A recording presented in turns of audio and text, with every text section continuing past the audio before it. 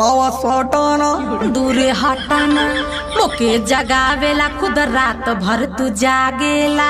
यही जगला से त घर भर में लइका भागेला। जहाँ दिखाए ने ओने घर में लइका रहेला। सब यही से मोके भका भक मशीन कहेला। ई घर लगाता जैसे आर्मी के सेना हो। तैयार कैला में बड़ी चुअल वापस ना हो। ओकर तया जाई सामत जे तोह से भिड़ जाई।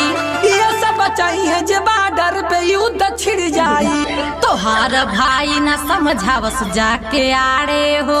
उ खुदे आधा दर्जन पैदा कइले बारे हो। का तोहर दादा इतना लइका पैदा कइले रहे हो। अरे हमार दादा सबके घर में घुस के सबके भौजाइन के पटैले।